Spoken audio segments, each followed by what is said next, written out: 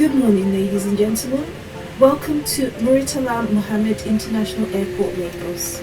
The local time is just after 8 in the morning and the temperature outside is around 29 degrees. Please remain seated with your seatbelt fastened until the fasten seatbelt sign is switched off.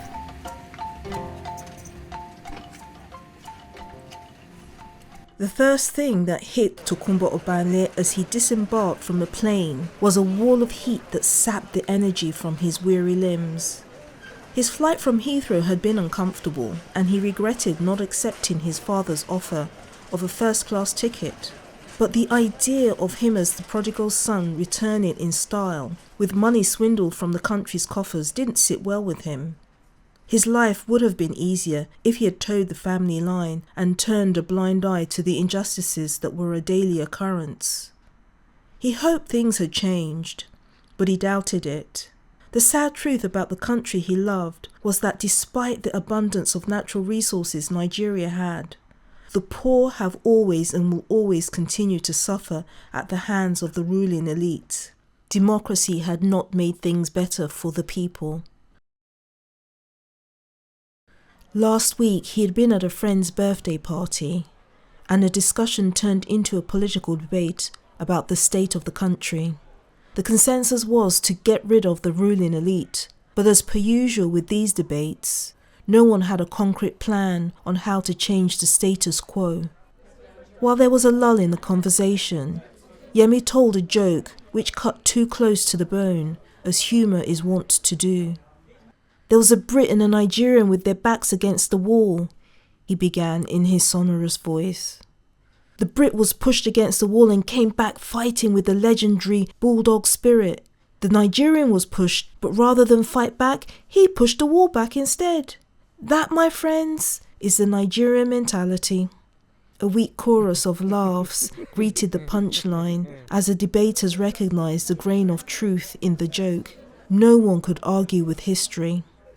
As if on cue, someone turned up the music, and the melodic voice of Sam Cooke crooning about a change gonna come drifted through the speakers. The men raised their bottles to change and said the ubiquitous Nigerian prayer with one voice.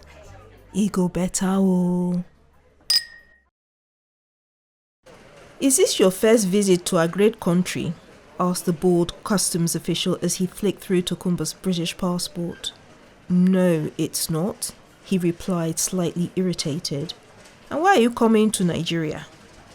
"I'm here for my mother's funeral." "Ah, I'm sorry for your loss," he grumbled as he stamped the passport. "Mr. Obanle." He paused. You must be the son of our esteemed state governor.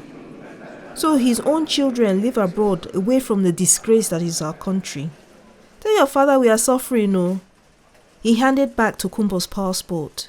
"Maybe if they spent our money on hospitals, your mother would be alive."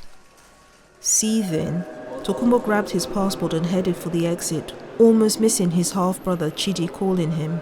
"Yo, Togs, man!" Tokunbo visibly cringed at the pseudo-American accent. "Yo, what up, man? So you finally made it home, man? How long has it been, man?" Tokunbo had been hoping to take a taxi and wished he hadn't emailed his flight details. One of the bodyguards signalled a porter to grab Tokunbo's suitcase. There was a brief struggle before he finally gave in to the inevitable rather than attract more attention. People had already started to point and stare. Chidi didn't help the issue by strutting like an arrogant peacock. Parked illegally outside the terminal stood a black Mercedes sandwiched between two police jeeps. Chidi sauntered over and jumped into the front seat while Tokunbo followed slowly. A bodyguard took his suitcase and slung it into the boot while the porter waited expectantly. "Chidi, have you got some change? I haven't got any naira on me." "Oga, give me pound now. I go change am myself," the porter interrupted. "Here, take," said a voice from the bowels of the SUV. An arm encased in a white lace agbada reached out of the window, proffering a handful of naira.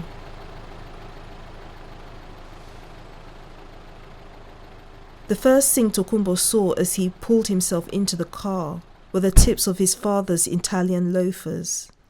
"Dad?" Good morning, he added after a pause. After 10 years, all you have to say is, Dad, good morning. How are you? We are surviving, oh. An uncomfortable silence descended as Tokumbo looked at his father, resplendent in clothes that probably cost more than his monthly mortgage, and he didn't know whether to laugh or cry. Instead, he looked out the window as they crawled along the Oshodi Expressway. Despite the blaring sirens from their escorts, the notorious Lagos go-slow had them in its grip.